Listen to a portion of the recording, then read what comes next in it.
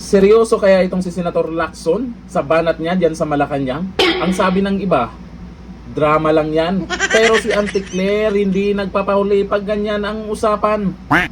Todo tanggol na naman. Pero bakit tahimik ka sa banat mo kay BP Sara? Yung sinasabi niyang chaki-chaki ba? Eh, ang lumalabas ngayon sa social media, tingnan yung sinasabi niyang chaki, ay kamukha niya pala. Yan kasi, bago tayo manglait ng kapwa, tingin-tingin muna. Tingnan mo muna yung sarili mo. At hindi lang yan, Auntie Claire, yung pinagtatanggol mo, tingnan mo muna yung hitsura nila bago kay BP Sara. O, bandang huli, pahiya ka.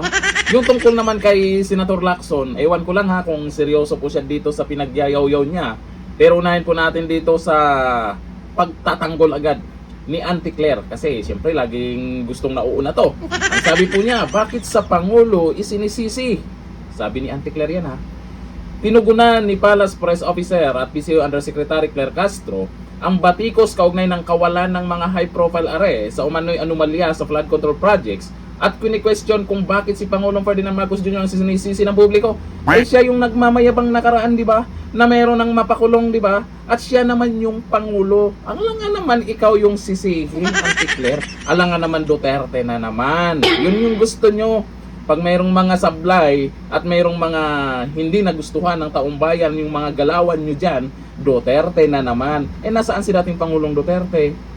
Di ba? Andun sa ICC. Ngayon, yun pa rin ang sisihin nyo. Nakaraang administrasyon, kaya maraming magnanakaw.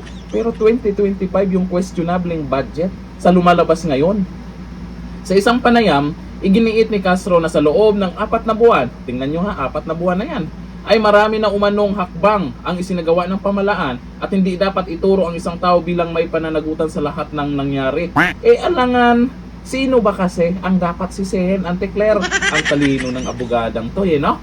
Gayon pa man, iginiit ng mga kritiko na hindi mahiwalay ang Pangulo sa isyu dahil nilagdaan mismo ni Marcos Jr. ang 2025 national budget. Siya po yung pumirma. Tapos nung nagka-problema, wala na siyang alam. Si Auntie Claire naman, tanggol na naman. Ang dokumentong nagbibigay daan sa pagpapatupad ng mga proyekto, ayan po, pinirmahan po yan ni Marcos Jr. Kabilang ang flood control na ngayon inuugnay sa malawakang katiwalian. Tapos tatanungin ni Auntie Claire, bakit isisi sa Pangulo? Gusto talaga nito kay Duterte na naman. Matatalino na po ang mga tao. Sa nangyari ngayon, Duterte ang sisihin. Duterte ang sinusuportahan nila at Duterte ang gusto nilang maging Pangulo. Diyan, yan ang kinakatakutan nyo. Kaya ngayon, todo ngaw-ngaw kayo, todo paninira kayo. Pati si BP Sara, kung ano-ano yung panlalait mo. O eto, si Senator Lacson, Auntie Claire, makinig ka. Selective justice umano ang nangyari sa multi-billion peso flood control scandal. Ayon kay Senator Panfilo Lacson, wala pa kasing nakukulong na big fish sa iskandalo. Taliwas sa pangako ni PBBM na may paghihimas rehas bago magpasko. Hindi Lacson kung hindi sigurado, hindi na raw dapat magbitiw ng salita. Ngayon daw na may bagong pangako na may makukulong pagdating ng bagong taon, hindi maiiwasan ang pagdududa.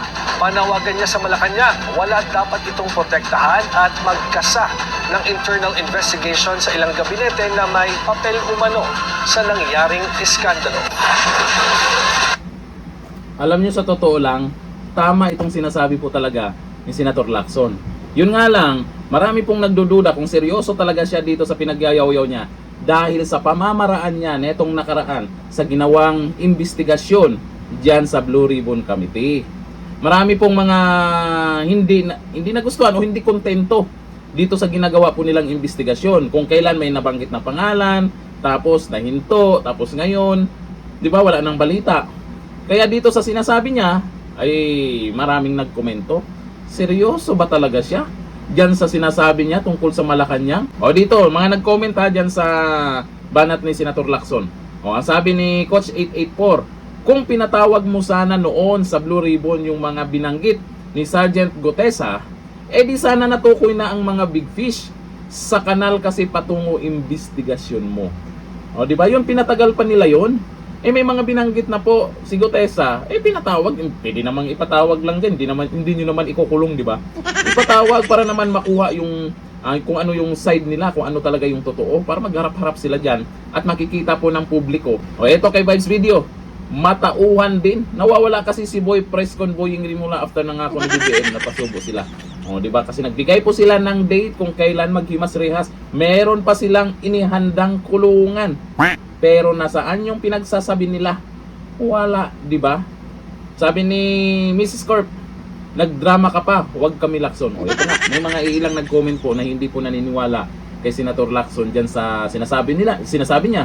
Ang sabi, yun nga, drama daw. Nataka ako, bakit parang nag-iba yung pamamaraan niya doon sa Blue Ribbon Committee? Malay natin kung may diskarte niya yun. Malay natin, ganun talaga yung dapat niyang gawin. Yun nga lang, nakikita po ng karamihan, merong kulang. Ibang-iba doon kay Senator Marcoleta. Sa bagay, ganun talaga. Pag naumpisahan mo kasi ng isang magaling, tapos pinalitan mo ng hindi masyadong magaling, makukumpara yan. Gaya sa nangyari kay dating Pangulong Duterte. Magaling na presidente. Maraming nagawa. Maraming nasampulan yung mga pasaway dyan. Pero ang pumalit, di ba? Nakukumpara sila. Kaya ang nangyayari ngayon, karamihan, gusto, Duterte na naman ang ibalik sa Malacanang. Hanggang dito lang, thank you. Bye-bye.